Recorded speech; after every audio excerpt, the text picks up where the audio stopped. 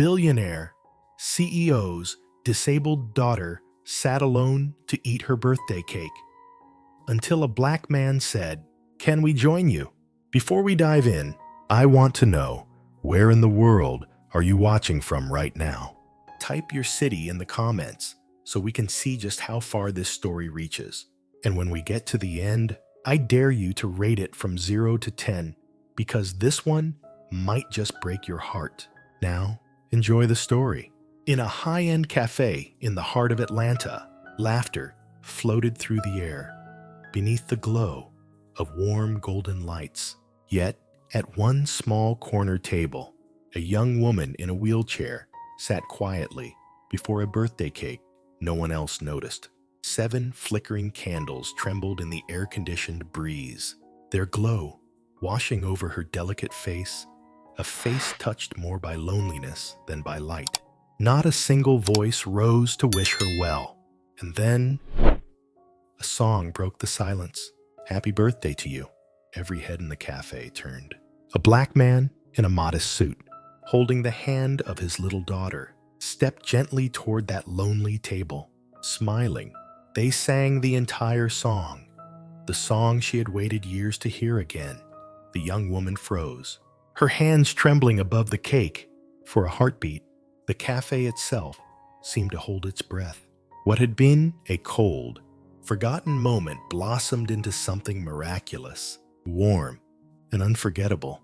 That was the beginning, the spark of a love story laced with drama, where one simple invitation would go on to shake an empire. One meeting changed everything. Atlanta, the city of glass towers reflecting a burning sunset, was also home to the opulent Richardson estate, a mansion so lavish it seemed carved from marble and silence.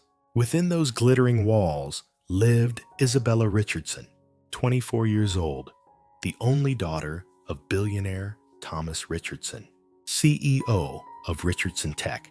To the world, her life looked flawless, but perfection cracks when you look too closely.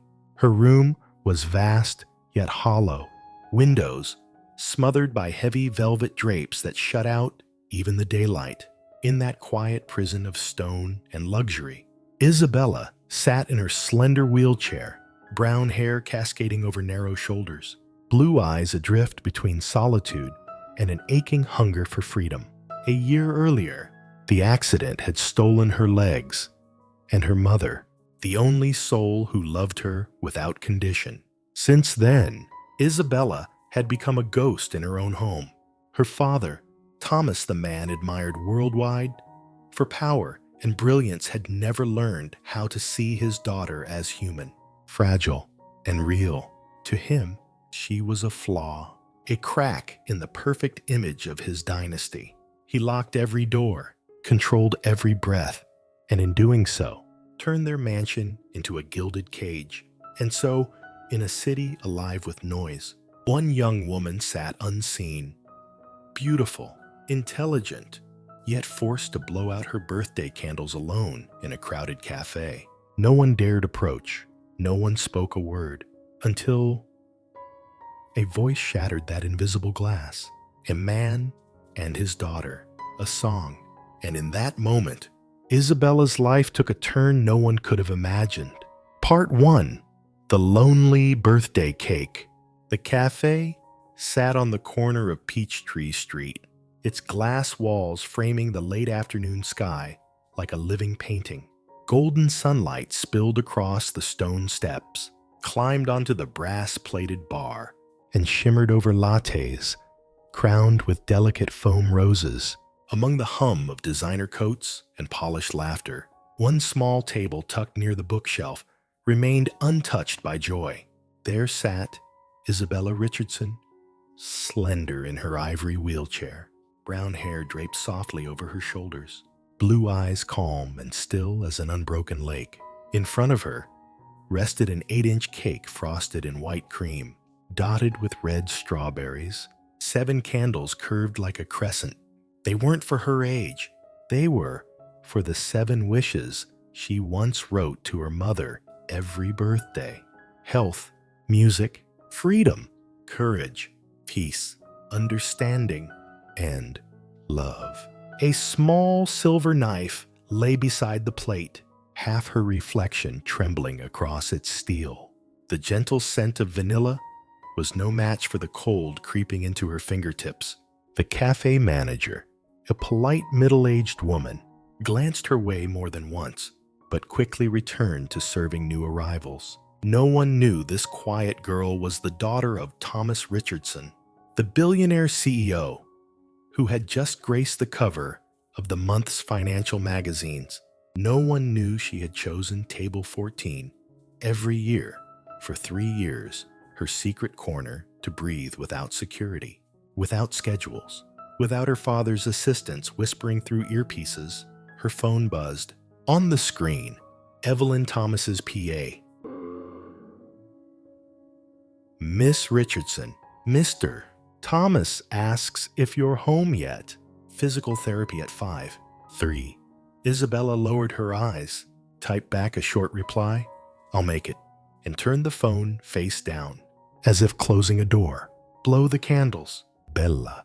Her mother's voice brushed her memory like a wisp of smoke, soft as an old quilt. But her mother was gone. And ever since that day, her father had never remembered her birthday. He remembered deals, stock prices, speeches, seating charts at galas, but not the one day his daughter longed to hear him call her name gently. She leaned forward, breath gathering in her chest. Just as she prepared to exhale, the glass doors at the front swung open. The bell above the handle chimed. A draft of cold air swept through the cafe. All at once, her solitude faltered, as if an unseen hand touched her shoulder from another world. The flames quivered. The candle marked love nearly went out, wavering before bursting back into light. Her heart skipped, startled, like hearing an offbeat drum in a familiar song. Happy birthday to you. The voice was clear, unforced, bright as a spring morning. Conversations broke mid-sentence. Isabella lifted her head. A black man in his 30s, dressed simply in a navy shirt, stood holding a small bouquet of silver balloons. Beside him, a little girl of 6, with bouncy curls, wide dark eyes, and a sticker of a smiling bear on her dress, beamed. The man smiled, his gaze warm as a May afternoon. Forgive us for intruding, he said, his voice deep yet gentle. She saw your cake and insisted today must be worth a song. The little girl tilted her head toward Isabella, clutching the balloon string tight. My name's Sophia. This is my dad, David. Can we sing with you? Silence hung thin as glass. Then Isabella's lips curved awkward, trembling, but real. A smile she hadn't worn in so long. Yes, she whispered. Her voice was husky, yet warm, like rediscovering an old note in a forgotten song. They began to sing. David kept the rhythm. Sophia carried the melody. And suddenly, the crowded cafe became a room of 3. The 7 candles seemed to hum along. Happy birthday, dear. David paused, eyes locking into hers. Isabella. Her name fell into the air like a blessing, spoken with care, placed gently in open hands. As the song reached its last word, Sophia inhaled sharply, then rushed her words, before courage slipped away. Make a wish, but can I wish part of it for you? Isabella laughed softly, tears gathering. Yes. Sophia shut her eyes, palms pressed together like prayer. I wish you'll never have to eat cake alone again. Isabella bent forward, blew out the candles. All 7 flames vanished at once, and for a heartbeat, the cafe held still.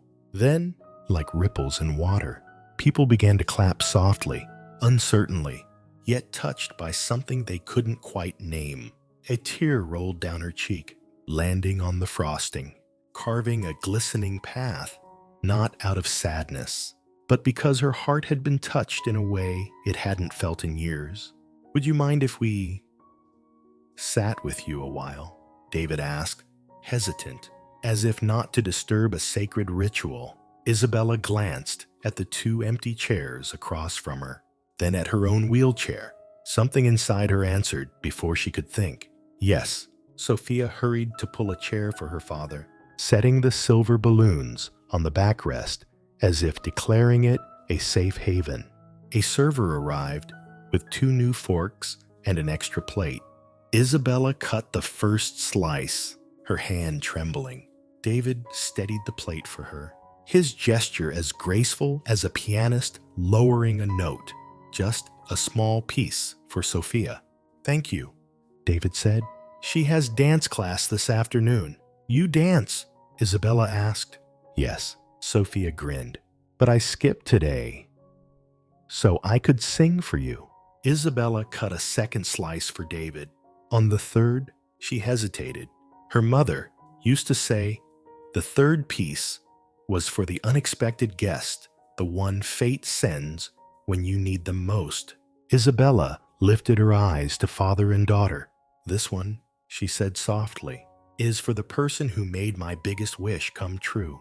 Sophia gasped, eyes wide as balloons. She took a bite, then asked with sudden seriousness, Miss Isabella, can I ask something weird?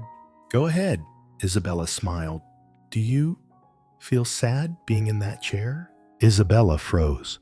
Then, slowly, she exhaled. Yes, some days. I feel so sad I want to hide in my closet, listen to rain on the windows, and pretend I'm somewhere else. But other days, this chair teaches me to go slower, to notice faces, trees, and to ask for help. And today, it taught me how to accept a song without shame. David set down his fork, his eyes steady with rare respect. Thank you for saying that. Not everyone has the courage to name their pain. Isabella's lips trembled into a smile. Thank you for not pretending I'm invisible. They ate and they talked about vanilla, the flavor she'd loved since childhood, about Sophia's obsession with Claire de Lune, though she couldn't yet read notes, about how autumn in Atlanta always smelled of cinnamon and baked apples. The cafe noise blurred into a soft backdrop. Then David admitted, truthfully, we weren't planning to stop here today. But Sophia saw those balloons by the door. She pulled me inside. Maybe balloons know how to find tables that need more people. Isabella laughed a laugh that startled her, for she'd forgotten it lived inside her at all. A laugh ordinary to the world, but miraculous to her. Maybe, she thought, the 7th candle. Love wasn't about waiting. It was about opening the door when someone knocked. Just then, her phone buzzed again. Evelyn. Mr. Richardson asks why you turned off location. Security is on the way. Isabella's hand chilled on the fork. David caught the flicker in her face. Is something wrong? No. It's fine, she said too quickly, voice betraying unease. My father's particular. David nodded knowingly. I grew up where people shut their windows against dust storms. But there's another storm, the storm of control. It breaks houses slower, but longer. If you need, we'll stay a few minutes more. Sometimes 3 is stronger than 1. The words landed in her chest like a soft revolution. For the first time in years, she felt someone stand with her, not for her name, her family, or her father's empire. Just for her. Do you want to sit by our table instead? Sophia asked suddenly, pointing to the sunlit spot by the window. It's warmer there. Isabella looked toward the golden tulips in a vase, the breeze sneaking through an open pane. Freedom, so close. Yet between her and that table was a wall of permission, her father's, and her own. Her phone buzzed again. The car is here. Mr. Richardson is not pleased. Those 2 words, not pleased, tightened her stomach like a fist. For years, she had shaped her life around avoiding that phrase. She lifted her eyes. David's gaze met hers steady, patient, waiting. No judgment, no rush, just someone willing to walk slower. if she needed. Just a moment, she whispered. Just a moment, he echoed. He rose, gently placed his hands on her wheelchair. Is it all right if I push from here? Yes, Isabella breathed, gratitude swelling. Simple respect, something so many forgot. The wheels rolled softly over the wood. Sunlight spilled across her shoulders like honey. Sophia scurried ahead, pulling out a chair and propping the balloons against the window. A seat for the birthday girl, she declared solemnly. Isabella laughed a sound freer now. A chest once armored cracked open to let light in. They sat together, and in that simple shift, half a meter across the floor, her world turned from shadow into warmth. David extended his hand. I'm David Williams, tech freelancer, which really means I do everything I can to take care of this little one. He winked at Sophia. Isabella, she replied. I don't really do anything official yet. I studied business. I once dreamed of starting a music foundation for kids. My mother loved the piano. Music, David said slowly, is home for tired hearts. Have you ever thought maybe you could still do that? Her chest tightened. She can. Sophia interrupted firmly. Dad says grown-ups forget how amazing they are. That's why kids have to remind them. They laughed and talked more about Isabella's first song. David's choice to sacrifice promotions for time with Sophia. The best apple pie indicator, ordinary things that felt extraordinary. Because for the first time in years, Isabella was allowed to be ordinary. Then the bell chimed again, this time heavier, colder. Two men in black suits strode in, earpieces flashing, scanning the room like iron posts. The cafe glass reflected another figure behind them, shining Italian shoes, each step deliberate, weighty. Isabella's breath hitched. She knew the insignia on their lapels. Her father's security. David noticed. He leaned slightly, asking with his eyes. Isabella steadied her hand on the armrest. She refused to let the warmth she'd found be stolen so easily. Not this time. Do you want us to stay? David whispered. She looked at Sophia, innocent, placing another balloon on the door handle, then back into David's calm eyes. She nodded.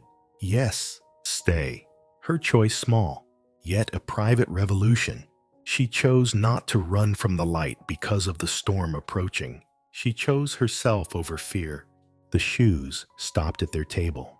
The air thickened with expensive cologne and control. A voice she knew too well, deep, cold, marble hard, cut through the cafe. Isabella, she turned. There he stood. Thomas Richardson, billionaire, CEO of Richardson Tech.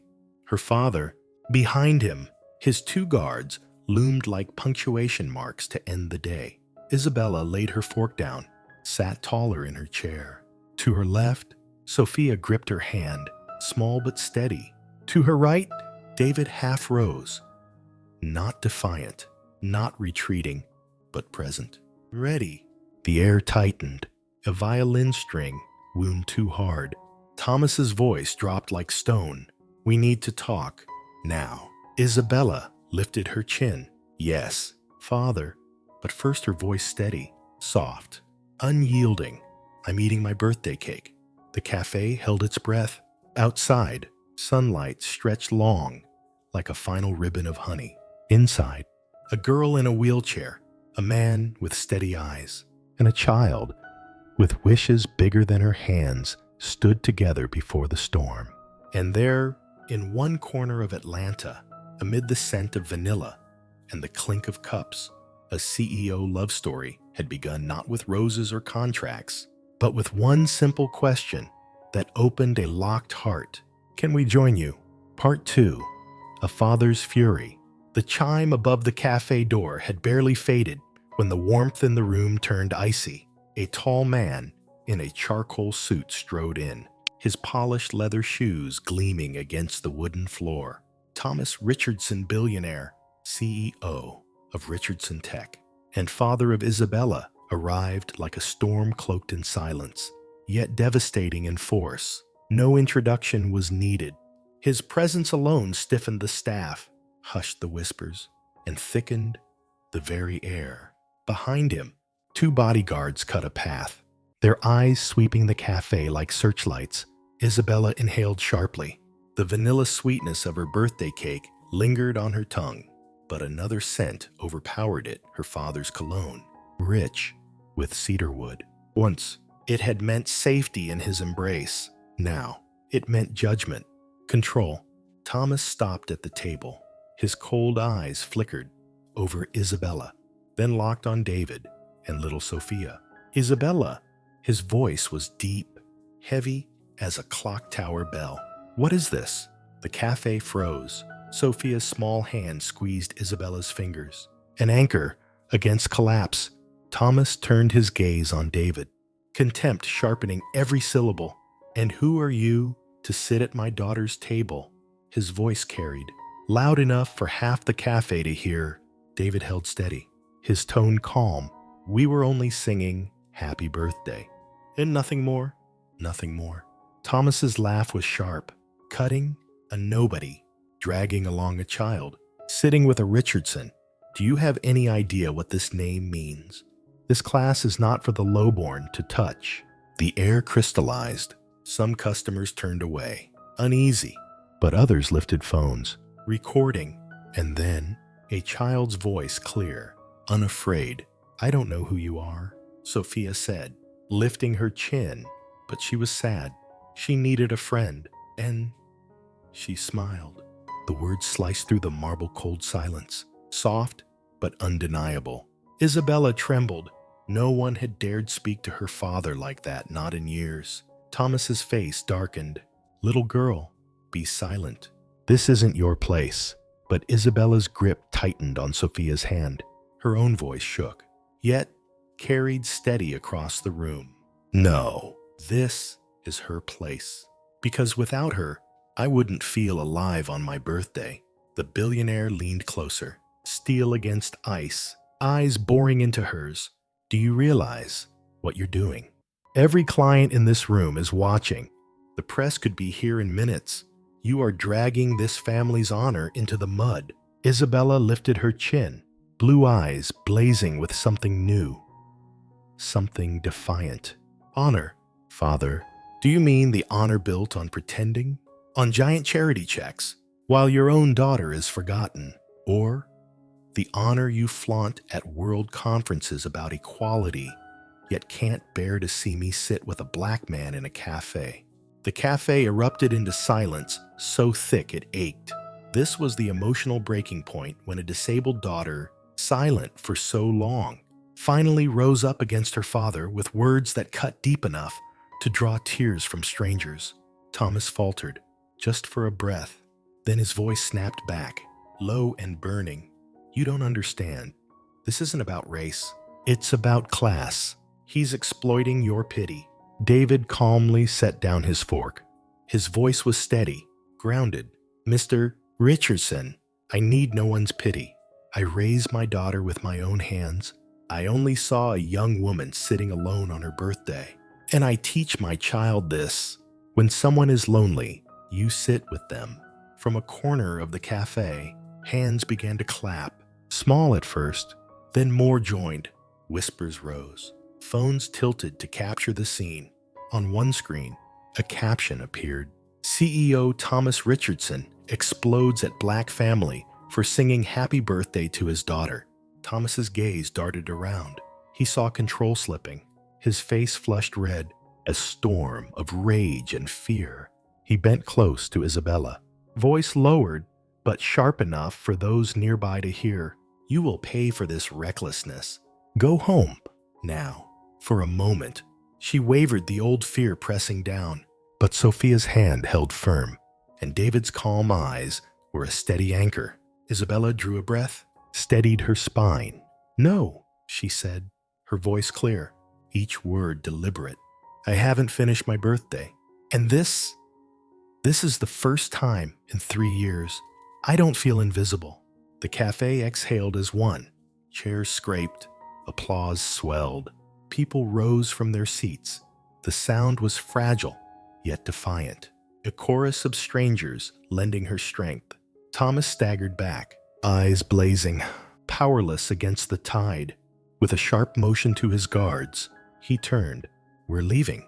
His shoes hammered the wooden floor like a gavel. The glass doors swung shut behind him, sealing the storm outside. For a heartbeat, silence lingered. Then, the cafe buzzed again. Whispers, phones flashing, hashtags already blooming across social feeds. Richardson racist. Isabella sat trembling, her heart pounding, tears spilling freely. Yet on her lips bloomed a strange, fragile smile. The smile of someone who had finally chosen herself. David leaned closer, his voice gentle. "Are you all right?" Her reply came soft, unsteady, but resolute. "No, but at least today, I'm not alone." Sophia laid her head against Isabella's shoulder, whispering, "I made a wish for you. Remember?" Isabella wrapped her arms around the little girl, tears falling into curls that smelled of milk and warmth. And for the first time in years, her heart beat to a different rhythm, one called Hope. Part 3, Face to Face. The black Bentley roared through the iron gates, circling the fountain before the Richardson estate. White marble glistened under golden lights, but instead of grandeur, the mansion exuded the chill of a mausoleum. Inside, Isabella sat silently in her wheelchair as two guards rolled her across the grand foyer. Crystal chandeliers blazed overhead, but her eyes stayed on the marble floor, where the reflections looked like blades of ice. "Leave us," Thomas ordered curtly. The guards bowed out. The heavy mahogany doors slammed shut behind them, echoing like a sentence passed. Father and daughter, alone. Isabella. His voice was low, sharp. "Do you know what you've just done? In front of all those people, you made yourself a spectacle and dragged this family's honor into the mud." Her blue eyes lifted, catching the chandelier's fire. Storms brewed there, long contained, now rising. "No, Father, I only celebrated my birthday. The one who turned it into a spectacle was you." The words cracked the silence like an unseen slap. For the first time, she wasn't the one being struck. Thomas strode toward the fireplace. Above it hung a grand oil painting, himself surrounded by politicians, the Gilded title Philanthropist of the Year. Etched beneath, he jabbed a finger at it, voice edged with fury. "Do you have any idea what it took to build this image? Years of effort, endless connections, countless deals, and one impulsive outburst from you could destroy it all." Isabella rolled her chair forward, wheels whispering against marble. "An image, that's all it is. You build walls with money and oversized checks. But what's behind them? A daughter in a wheelchair, locked away, forgotten. A birthday without a single word from her own father." Thomas stiffened. You know what?" She cut him off, her voice sharp as a blade. "The whole city worships you for your humanity, but you've never once looked at me as human. To you, I'm nothing but a crack in your perfect portrait. You call that honor. I call it hypocrisy."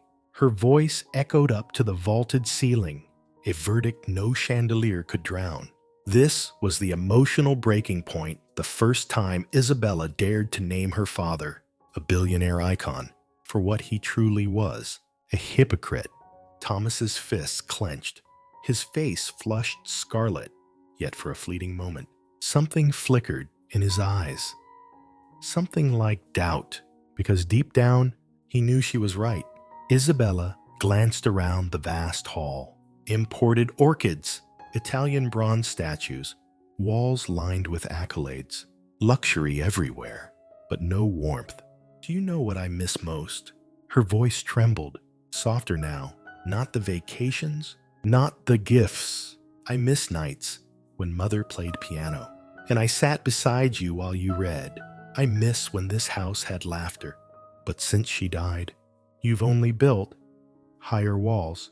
You locked me inside your shadow, and you wanted me silent so you could keep looking flawless. Thomas turned away, lifting a glass of wine. His hand shook. You don't understand. This world is cruel. If I wasn't strong, you wouldn't even be here. No, Father. Isabella's voice rose, clear, unyielding. If you were truly strong, you'd love me even in this chair. If you were truly strong, you'd have sung happy birthday to me like any ordinary father. What you fear isn't the world. You fear the truth. Tears slipped down her cheeks, but her voice didn't break. They were not tears of weakness, but of release. Thomas slammed the glass down, the sound splintering the air. Enough. You know nothing of the burden I carry as a CEO. Everything I do is to protect you, to keep this family from disgrace. Isabella let out a bitter laugh. Protect me. You froze my accounts, confiscated my car keys, sent guards to track my every step. You turned me into a prisoner in my own home. That isn't protection. That's captivity. Thomas strode closer, his shadow engulfing her chair. You don't understand. The world out there would devour you. Isabella lifted her chin, unflinching. You're wrong. The world isn't devouring me. You are. But tonight, I won't let you anymore. This was the second emotional peak Isabella, once silent and bowed, now raising her head against the towering shadow of her father. The moment pierced, because sometimes the greatest strength rises from the one thought weakest. Silence stretched. Thomas's face twisted anger, warring with something deeper, something buried. Shame. You don't know what you're saying, he muttered again, but his voice faltered. Isabella turned her chair toward the staircase, the chandelier's glow casting a halo over her hair. She looked back one last time, her gaze steady. You can fool the world, but you can't fool me. I see who you really are, and you no longer have the right to define my worth. With that, she wheeled away, leaving Thomas standing alone in the cavernous hall. The plaques, the portraits, the chandeliers, all his symbols of triumph suddenly seemed brittle, unable to hide the spreading cracks of emptiness beneath his feet. The final emotional image, the powerful father, unmasked and left in silence, dwarfed not by wealth or accolades, but by the truth his daughter had finally spoken aloud. The satisfaction of truth exposed, the shiver of witnessing a daughter once silenced rise up against the most powerful man in her life. Part 4. The Gilded Cage. The Richardson penthouse crowned the tallest glass tower in downtown Atlanta. From its balcony, the entire city glittered below like a sea of lights. But inside, every glass wall and every polished luxury was less a home and more a cage. Gilded bars, holding Isabella like a rare ornament on display. She sat by the wide window, the sunset pouring red fire across the room. Yet instead of freedom, the view only reminded her that vast sky was something she could never touch. A soft knock at the door. Evelyn Thomas's personal assistant entered, carrying an envelope and a ring of keys. She set them on the table, her voice polite but cold. Miss Richardson, Mr. Thomas has ordered me to collect your car keys. Direct instructions. He says you shouldn't be leaving on your own at such a sensitive time. Isabella's hands tightened against the rims of her wheelchair, her voice low but controlled. And the bank cards. Evelyn lowered her eyes, temporarily frozen. For your safety. The penthouse seemed to shrink. The glass walls pressed closer, suffocating. For my safety, Isabella repeated, her voice breaking. Or to keep me locked away. Evelyn didn't answer. She bowed slightly and left, the echo of her heels like a verdict across the marble floor. Isabella sat frozen, her only companion a leftover piece of birthday cake, while every symbol of freedom, keys, accounts, choices was stripped from her. The audience feels the suffocating weight with every breath she cannot take. Night fell. The bedroom gleamed in gold light, satin sheets reflecting the chandelier. But Isabella lay awake, eyes wide, sleep impossible. She reached for an old laptop, one her father didn't know she had. When the Wi-Fi connected, a message flashed. This network is monitored. A chill ran down her spine. She shut it immediately. Her gaze swept the room. Rare sculptures, imported fabrics, priceless art. Each object gleamed like a mask for her captivity. She had everything except freedom. Memories pierced the dark. Sophia's voice, singing by the birthday cake. David's steady hand on the table. Her own laughter, so rare, so fleeting. And then her father, taking it all away. Does happiness always come with a price? She whispered, tears soaking the satin pillow beneath her head. A young woman, lying in luxury, her tears staining silk, proves wealth is meaningless when the soul is imprisoned. The audience aches with her. The next morning, Isabella called her father's direct office line. After long rings, Thomas finally answered. "What are you doing calling this number?" His voice was heavy. "You've cut off every other way." Isabella replied, sharp as glass. "You left me no choice." "That's right," he said flatly. "Because you don't know how to make the right choices. You don't understand. People like him only want to use you, to make me look weak." Isabella's laugh was bitter. "Use me. David and his daughter asked nothing of me except to sing happy birthday. You, my own father, forgot my birthday 3 years in a row. Who's really using me? Father, you parade me in charity photos, but in real life, I'm invisible." Thomas fell silent for a moment. Then, clipped, defensive, "You don't know what you're saying. Everything I do is to protect this family's image." Her eyes closed, her voice a whisper, but sharp. "You're not protecting the family. You're protecting your wall. And I am the bird you've caged inside your golden prison." For the first time, she named it a gilded cage. The words cracked through the silence, and the audience feels the shatter of truth. A week later, at the long breakfast table, white linens, Wedgwood china, silver forks, gleaming servers placed a perfect plate of eggs Benedict before her. Isabella only stared at it. Thomas entered, suit immaculate, newspaper in hand. On the front page, his smiling face at a charity gala. Nothing remained of last night's fury. "See, everything's under control. Stop worrying about what's outside," he said casually. Isabella's eyes bore into him, her voice low, steady. "Do you ever wonder, Father, after all you've controlled, what's left that you haven't crushed? You control the company, the press, even my life, but there is one thing you will never touch." He frowned. "What's that?" Her eyes burned bright. "My heart, it has found freedom, and you cannot lock it away." A simple declaration, but a devastating one, though her body is bound. Isabella's spirit rises above the cage. The line makes listeners weep because it is her soul that is broken free.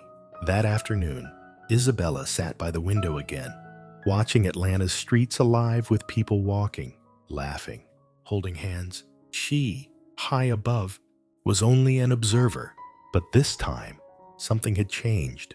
Her eyes lit with determination. From her desk drawer, she pulled a small USB drive, her mother's keepsake. But inside, Isabella had stored 2 years of secrets, recordings, emails, documents quietly gathered during the meetings she was forced to attend. "If you've turned this into a prison," she whispered, clutching it tight, "then this prison will become the laboratory for my freedom." Isabella in her wheelchair, the sunset stretching her shadow long across the penthouse floor. No longer a victim, now a fighter, a prisoner transformed into a warrior, waiting for the moment to strike back. Part 5. A plan in the dark. Night draped itself over Atlanta, the city glowing like a sky filled with artificial stars. From the highest floor of the Richardson Tower, the penthouse blazed with light. Yet inside Isabella's private room, silence pressed down heavy as stone. She sat by the window in her wheelchair, her reflection ghosting against the glass. In her hand, a small USB drive, a secret she had hidden for 2 long years. In this gilded prison, it was the only thing that still felt alive. The room glittered with excess. Satin sheets, walnut wood cabinets, gold-plated lamps.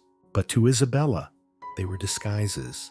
The only object that mattered was the battered old laptop she kept hidden beneath her bed.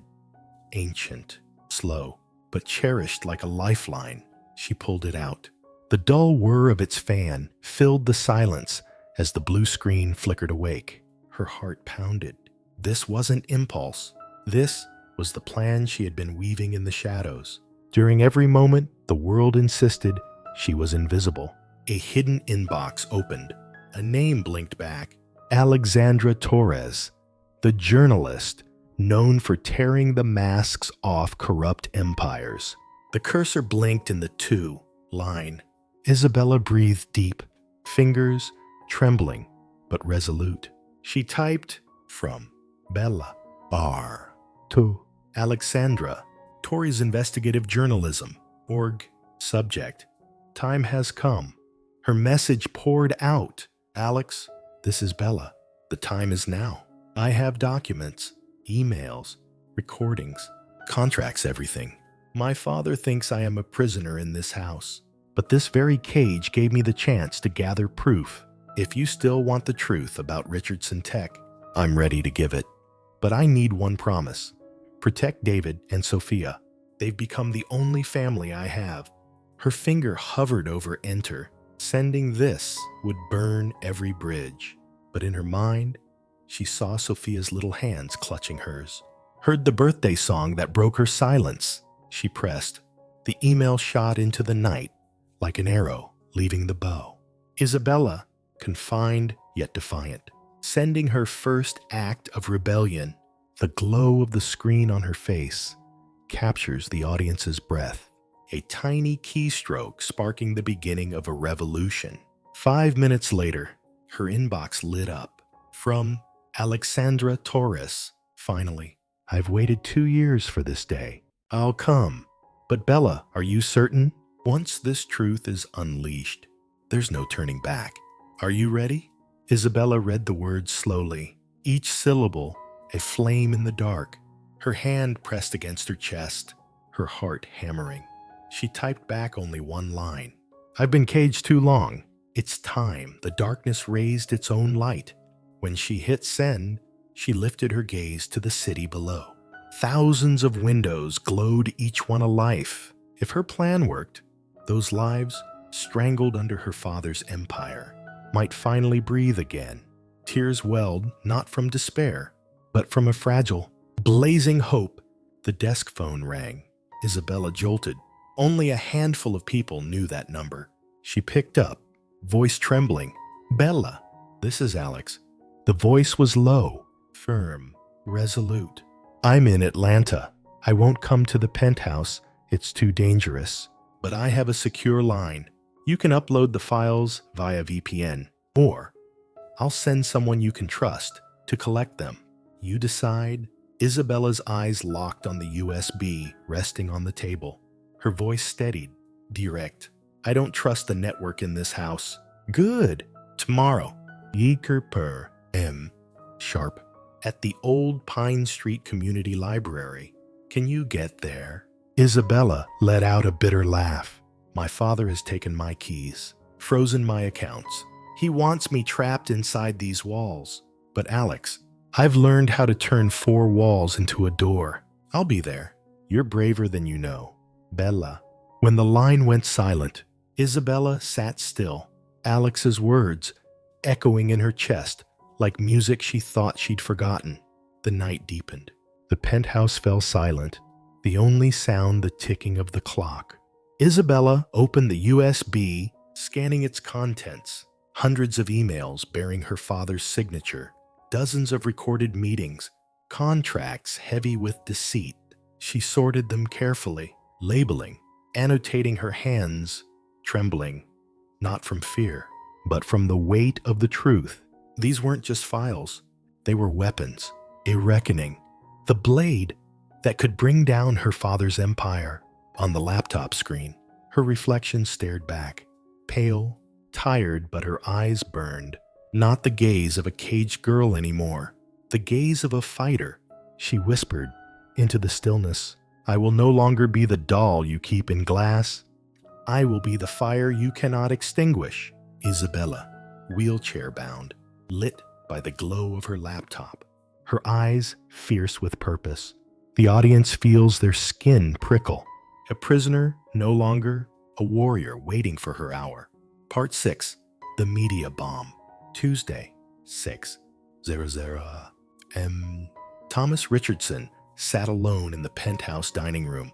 The chandelier above him glittered, casting light over the long table draped in a crisp white cloth. Breakfast had been laid out in its usual luxury: eggs Benedict, toasted bread, and a glass of fresh squeezed orange juice.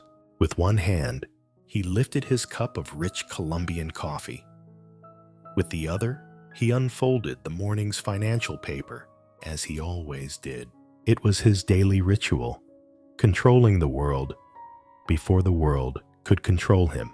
But this morning, a headline on the nation's largest news portal froze his hand midair. Empire of Lies, Richardson Tech, and the truth behind stolen neighborhoods. His heart thudded. The cup slipped, shattering against fine china, staining the spotless tablecloth with a jagged brown blot. He clicked the article. Instantly, evidence poured across the screen. Fraudulent contracts, emails bearing his digital signature, and then, the worst of all, his own voice, cold and merciless, echoing through the recording. "We only need to hand them a little money, then buy their land cheap. They don't know the real value anyway." Thomas went pale. His lips trembled. Across town, in another room, Isabella sat before her battered old laptop. She had been awake since before dawn, waiting for this moment. When the headline appeared, tears filled her eyes. But they were not tears of fear. They were tears of relief. At last, justice had found its voice. Side-by-side images. Thomas trembling before the screen. Isabella weeping in quiet triumph. Father and daughter, two worlds split apart. The audience feels the scales of justice begin to tilt. Within an hour, the story spread like wildfire. Twitter erupted under the hashtag Richardson Exposed. Facebook and Instagram overflowed with shares and reposts. Television news stations broke into live coverage. On one channel, a reporter stood before the camera. "We have obtained hundreds of confidential documents exposing the manipulative practices of Richardson Tech, from gentrifying minority neighborhoods to bribing government contracts. This could become the biggest corporate scandal of the decade." In a poor neighborhood in South Atlanta, families who had once lost their homes wept as they watched the news. A middle-aged woman clutched her son tightly, her voice breaking. "This is our voice. At last, the truth has been spoken." In a small cafe, David and Sophia sat before a flickering TV. Sophia tugged at her father's hand. "Daddy, that man, he's the one who made Miss Isabella sad. Isn't he?" David nodded slowly.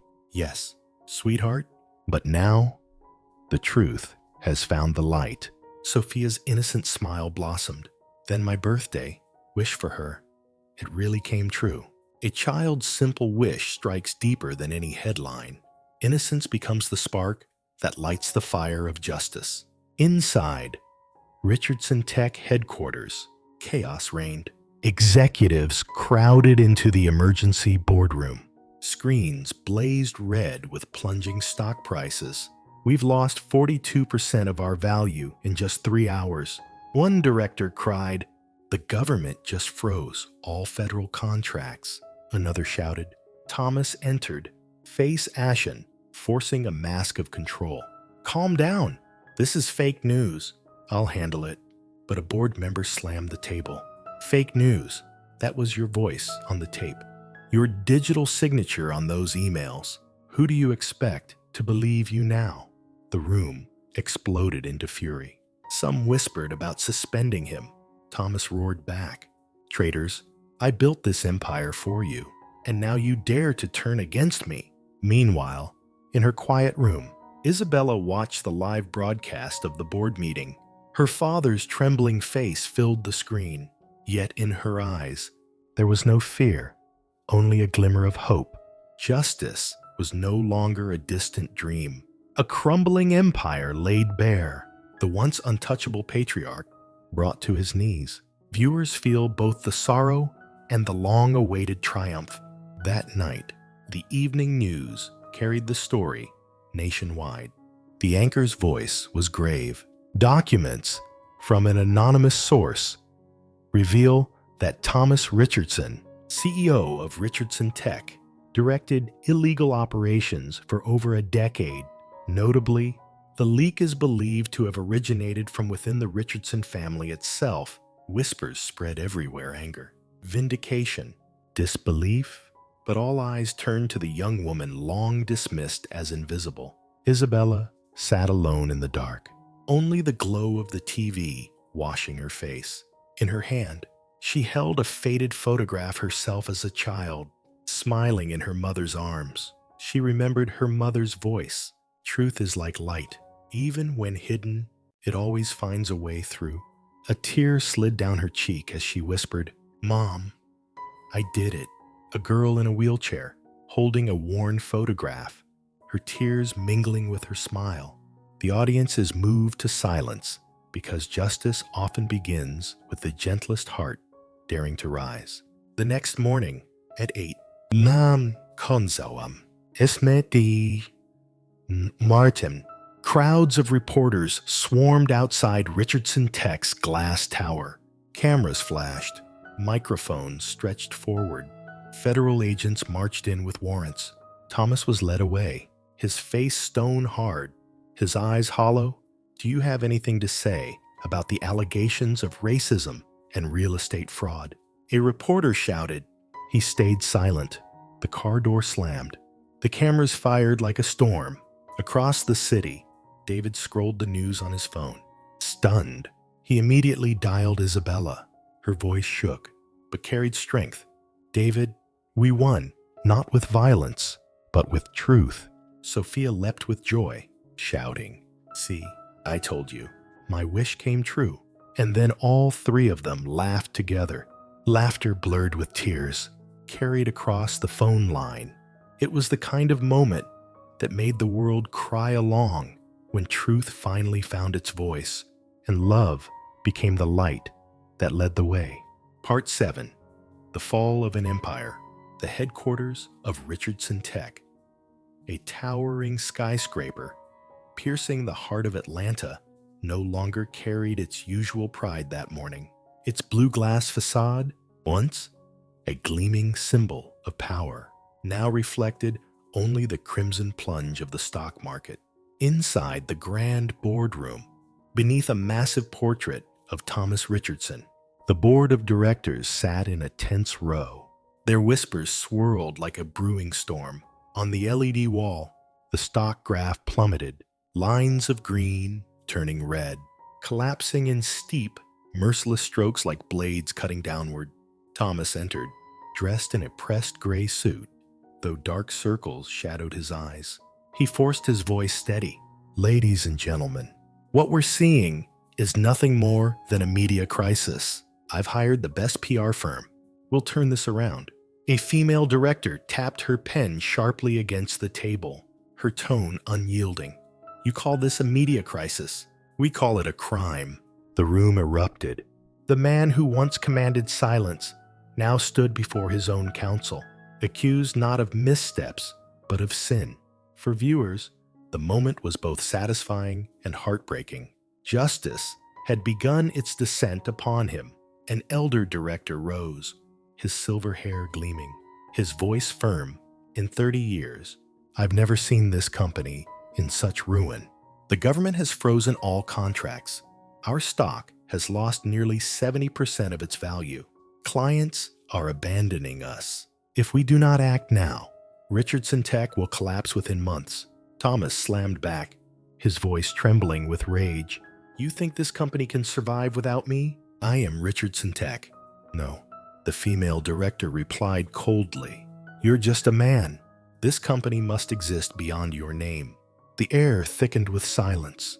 Then the chairman struck the gavel. We will vote on the immediate suspension of Thomas Richardson as CEO. One by one, hands rose. 1, 2, 3. All but a single loyalist voted yes. The decision is final. Thomas Richardson is hereby suspended, effective immediately. Thomas's fist crashed against the table, his voice a venomous hiss. Traitors, he stormed out, a shadow of fury and emptiness trailing behind him. That same afternoon, the news broadcast rang across the nation.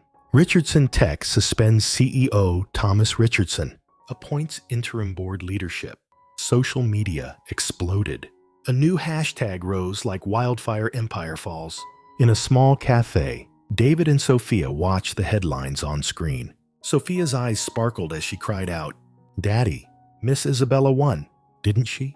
David squeezed her hand, nodding solemnly. It's not just her victory. This is justice itself. Meanwhile, in the penthouse, Isabella sat in her wheelchair, watching the footage of her father lowering his head as he left the boardroom. There was no triumphant smile, only a quiet ache. The man who had once been the pillar of her life now stood as the emblem of greed and deceit. She whispered, more to herself than to anyone else, Father, this is the price of scorning the truth. Viewers wept, not because Isabella relished revenge, but because she mourned. Beneath her quest for justice was still a longing for the father she never truly had. The next day, the CEO's office was sealed shut. The massive walnut desk, once the stage for thousands of contracts, now sat bare, save for a single newspaper with the headline, Richardson Tech, a monument to greed. Thomas stood outside, stopped by security. I'm sorry, sir? You are not permitted inside. His jaw clenched. Each step he took away from the office was heavy, like treading on ashes. In another closed-door meeting, the board deliberated. We need a temporary leader. One suggested, someone who understands the company, but more importantly, someone who can restore public trust. A name was whispered, Isabella Richardson. The room fell into stunned silence. The disabled daughter, once dismissed as a shadow, now stood as the company's last chance for redemption. That night, Thomas sat alone in the darkened penthouse. No glittering lights, only the cold replay of news anchors dissecting his downfall. His phone rang endlessly. Shareholders, lawyers, journalists, but he let it die each time. On the table lay an old family photograph. His late wife, smiling, holding a young Isabella. His trembling fingers traced the image. For a fleeting moment, arrogance melted away, leaving only a broken father. He muttered to the silence, the girl, she did this. Across the city, Isabella sat by her window. Moonlight, soft against her face. Sleep would not come. Relief for justice mingled with a wound that would never heal the fracture of a father-daughter bond beyond repair. She closed her eyes, whispering, I didn't do this to destroy you, Father. I did it to save myself and those you trampled on. Two images linger in the audience's mind. Thomas, alone in darkness. Isabella, bathed in silver moonlight. Father and daughter, divided by worlds yet bound by one truth. The empire of Richardson had fallen.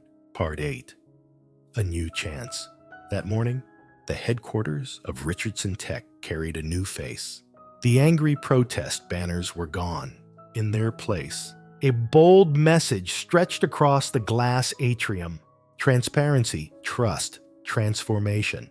The new slogan, proposed by Isabella herself, stood as a promise.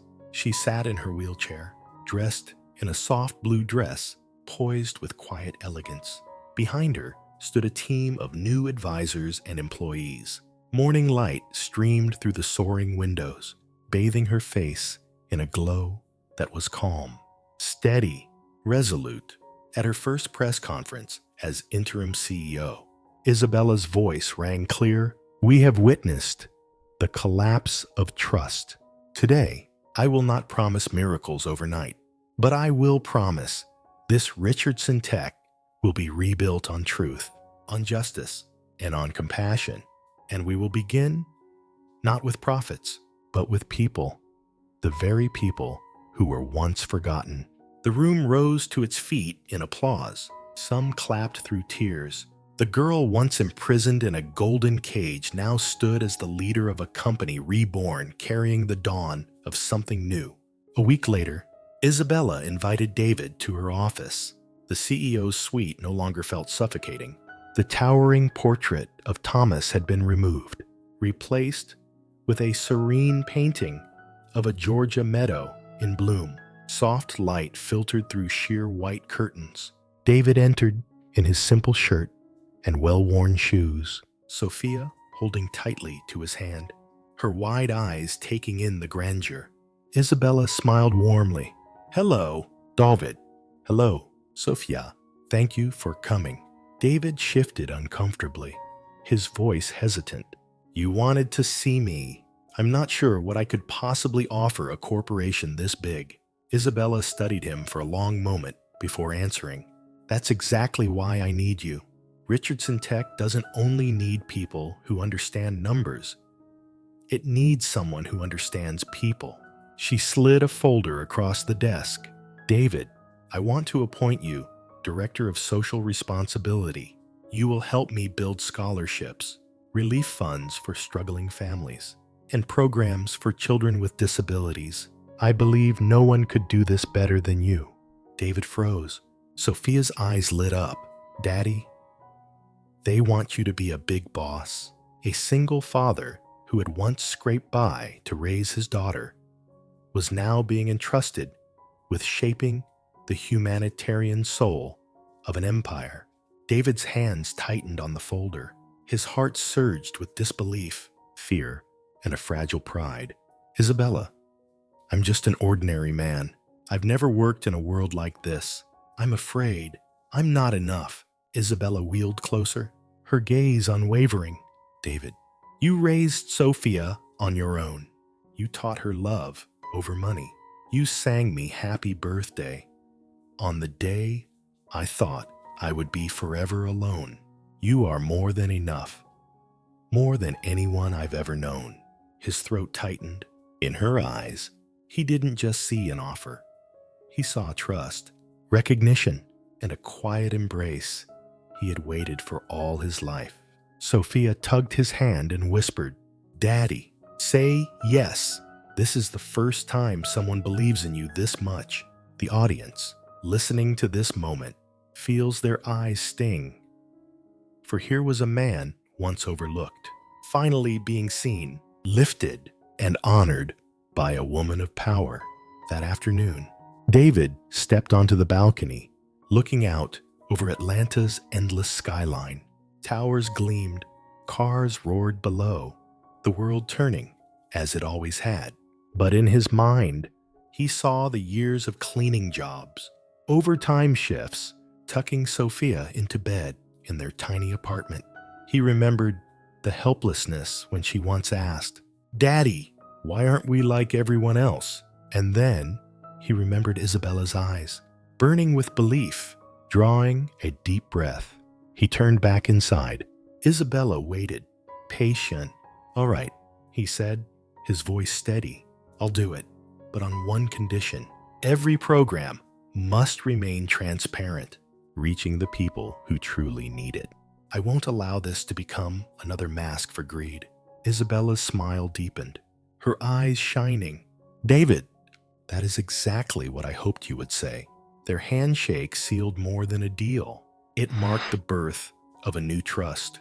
One side, a young CEO carrying the weight of redemption. The other, a father once forgotten by the world. Together, their clasping hands symbolized a rebirth not of power, but of purpose. Weeks later, the first programs were launched. Sophia's Smile Fund, scholarships for children in poverty, Voice Within, education and art access for children with disabilities, Second Chance program, employment opportunities for those once left behind. At the inauguration ceremony, Isabella stood at the podium, David and Sophia beside her. Hundreds of employees, guests, and reporters filled the hall. When Sophia was invited to cut the ceremonial ribbon, her laughter rang out like a bell. Isabella placed a gentle hand on her shoulder, her voice trembling with emotion. Today, Richardson Tech doesn't just turn a page for the company, but for every life that deserves another chance. Thank you, David. Thank you, Sophia. You've reminded us what truly matters. The hall erupted in thunderous applause. David glanced at Isabella, his eyes glistening, and as Sophia's small hands cut the ribbon, the audience rose to their feet, witnessing not just a new chapter for a corporation, but the dawn of a future where the empire once built on greed was reborn as a symbol of hope. Part 9. The Conservatory of Hope. On the morning of its grand opening, the sky above Atlanta seemed impossibly blue. The building that had once stood abandoned for years, a half-finished shopping mall, the very site of protests against Thomas Richardson's land seizures, now gleamed with a new life. Across its entrance shone the sign, Harmony Hall, the Conservatory of Hope. Brand new glass panes sparkled under the sunlight, where barbed wire and angry graffiti once scarred the walls. Vibrant murals now bloomed, painted by the city's children, many from the poorest neighborhoods. In the main atrium, Isabella sat in her wheelchair, radiant in a white dress. Beside her stood David, modest in a simple suit, holding Sophia's small hand. Hundreds of children poured inside, eyes wide at the sight of rows of instruments, pianos, violins, guitars, drums all polished and waiting for the music to begin. Isabella's voice wavered with emotion as she addressed the crowd. Music was my salvation in the darkest days of my life. Today, I want it to become a lantern for these children, to show them that no matter their circumstances, their souls can still sing. The building, once a monument to greed, had become a sanctuary of hope. Many in the audience could not hold back tears at the symbolism. In the sunlit recital room, a glossy black piano stood at the center. Sophia tiptoed toward it, her eyes shining as though she had found treasure. "Can I try it?" she asked Isabella. Isabella nodded, smiling gently. "This is your conservatory, Sophia, yours, and every child's. Let the music tell your story." David watched with pride and worry. Sophia had always sung by his side, but she had never touched a real piano before. The little girl placed her fingers on the keys. The first note was hesitant but clear. Slowly, her small hands wandered across the keyboard, creating a clumsy yet heartfelt melody. The room hushed. Only Sophia's fragile notes filled the air. Isabella closed her eyes, and for a moment, she was a child again.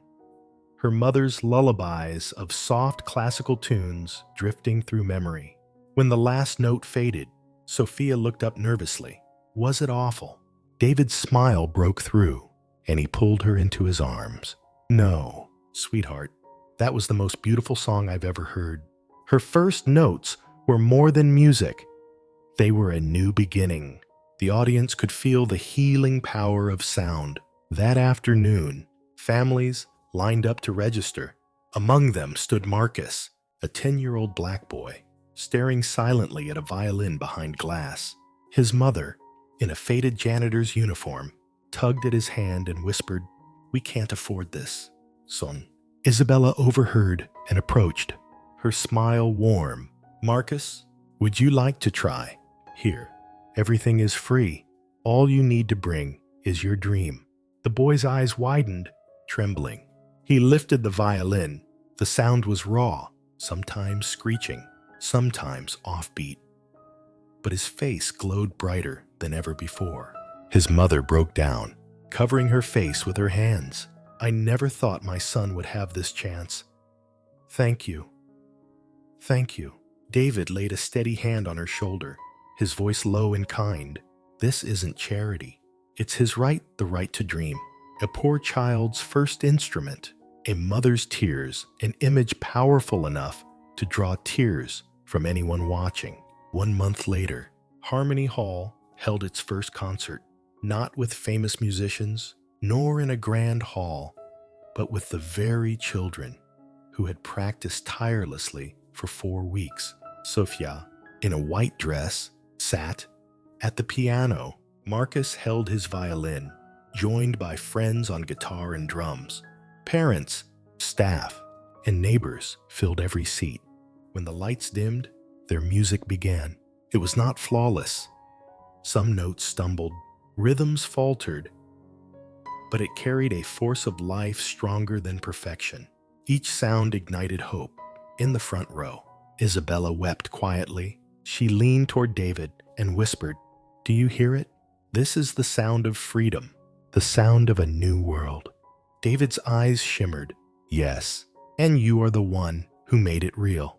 That first performance, fragile but brimming with dreams, marked the height of healing and hope. After the crowd dispersed and the hall grew quiet, Sophia ran laughing with Marcus, their joy echoing through the corridors.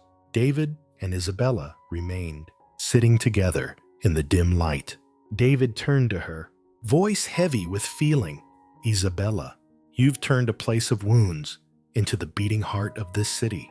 But you've also turned my heart into a place full of music."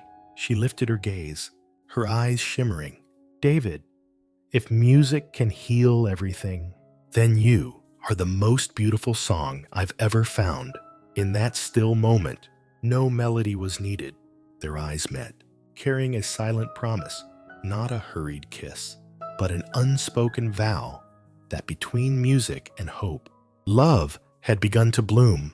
Part 10. The Wedding and the Invitation to Reconcile. That day, Harmony Hall was no longer just a conservatory. It had become a cathedral, bathed in white flowers, soft light, and music. Crystal chandeliers caught the glow of countless candles from the ceiling. Long streams of white silk cascaded downward, shimmering like falling stars. Isabella wore an ivory wedding gown, seated gracefully in a wheelchair, draped with intricate lace, looking every bit like a queen. Beside her stood David, dressed in a simple but elegant tuxedo, his eyes never leaving hers. Sophia, the flower girl, scattered rose petals down the aisle as a children's ensemble from the conservatory played piano and strings, filling the hall with a tender chorus. When David took Isabella's hand, their eyes met, their smiles saying everything. The world had shrunk to this one perfect moment. A wedding inside what was once a monument to grief had become a sanctuary of joy. The audience wept, for wounds had been transformed into paradise. The minister's voice rang out, "Today, we witness not just a marriage, but the rebirth of two souls who have known pain, David and Isabella. Do you choose to walk together, whether on paths of roses or of stones?" David looked into her eyes, his voice steady and warm. "I vow never to leave you in darkness. If life keeps you in a wheelchair, I will sit beside you. If you fall, I will be your shoulder. If you laugh, I'll be the one who sings along. And if you ever forget your worth, I will remind you, you are the most beautiful thing this world has ever known." Tears streamed down Isabella's cheeks. I once believed I did not deserve happiness, but today I vow never to let fear stop me from loving you. I will build with you a home where every child has a song to sing, and where love is never chained by judgment or walls. The crowd erupted in applause, and when David and Isabella sealed their vows with a kiss beneath the music, the hall rose to its feet, cheering. It was the pinnacle of romance, a moment that left no heart untouched. After the ceremony, when the lights had softened, Isabella asked to say one final word. She held up a sealed envelope marked with red wax. Her voice trembled, yet carried resolve. There is someone missing here today, someone who hurt me deeply, who kept me in a golden cage for years, but he is also my father. I cannot erase the past, but I can choose how I face it. She lifted her gaze, her eyes glistening. Father, if you are hearing this or reading these words, I did not invite you to witness my wedding. I invite you to meet your granddaughter, Sophia.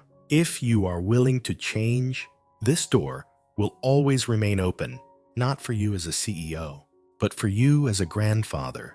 The hall fell into reverent silence. David clasped her hand beside them. Sophia whispered with childlike sincerity, I'll call you Grandpa, if you really want to be.